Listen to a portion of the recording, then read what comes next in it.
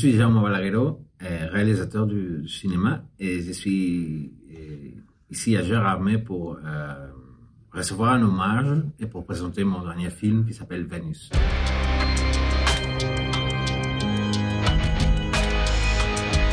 Non, l'idée c'était de faire un film en utilisant une façon de narrer avec la caméra subjectif, un peu comme dans le film qu'on avait vu et qu'on aimait, que c'est le The Blair Witch Project, Cannibal Holocaust.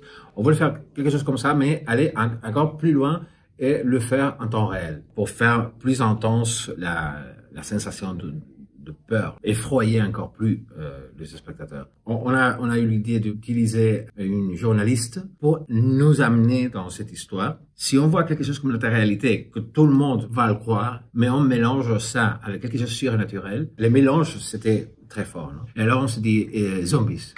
Et on a commencé à imaginer. La façon comment on a inventé l'histoire, c'était avec les choses qu'on avait besoin. On avait besoin d'un huis clos pour pouvoir faire un film avec un budget très contrôlé, et aussi parce que tout le film devait être raconté par une caméra. Donc, un huis clos, c'était parfait. Et on avait besoin d'une journaliste. On va chercher Manuela Velasco, l'actrice, c'était une journaliste réelle. Alors, tout le monde va la reconnaître, mais ça c'est bien, parce qu'ils vont croire que c'est elle qui fait le job de journaliste.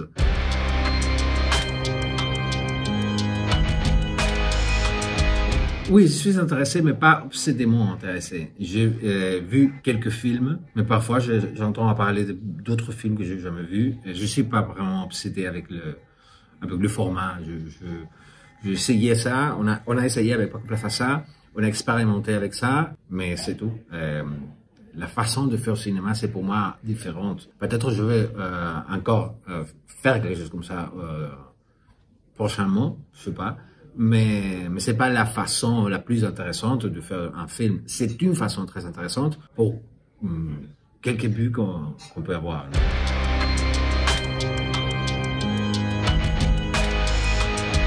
C'est l'histoire d'une fille qui échappe dans l'horreur et elle se trouve avec un autre horreur plus grand. C'est pas de survival. C'est une histoire de comment une fille va changer et va se transformer pour lutter contre ce qu'elle entoure.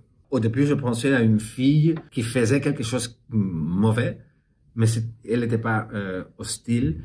Et avec Estelle Exposito, l'actrice, elle a proposé non, je veux être quelqu'un hostile, qui est pas capable d'aimer, qui est pas capable de partager, égoïste. Et je compris, ça c'est parfait. Parce qu'alors, on peut faire évoluer le personnage et la transformer et la faire découvrir pendant le film qu'elle a des choses dedans qu'elle connaissait pas. Et c'était plus logique et plus cohérent avec l'histoire. Donc, les travail avec les acteurs change aussi le film. L'idée de l'horreur surnaturelle un petit peu inspirée à Lovecraft, le cosmic horror, et comment mettre ça dans un environnement réaliste, contemporain, le banlieue de Madrid. Ce mélange, c'était très intéressant pour moi.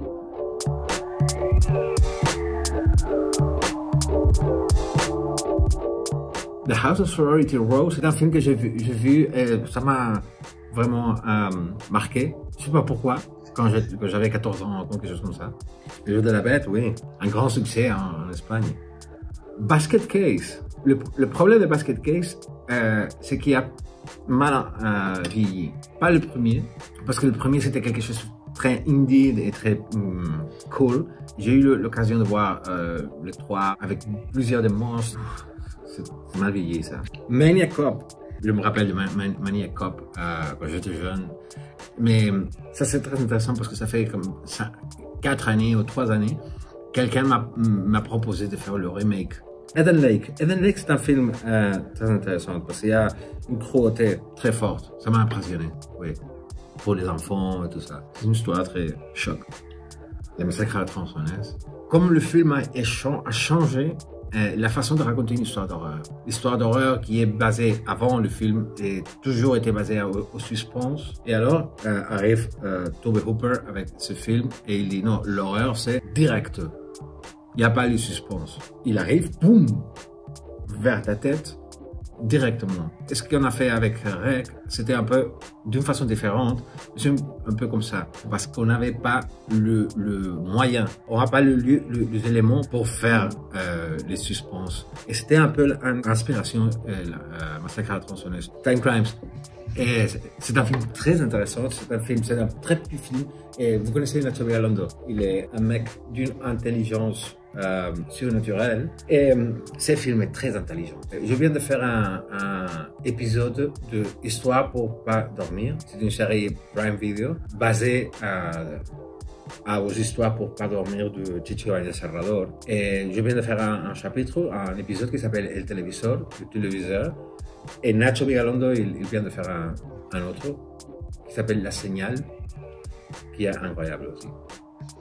J'aime Martyr, beaucoup. J'ai un problème avec l'intensité et la violence, que c'est difficile pour moi à...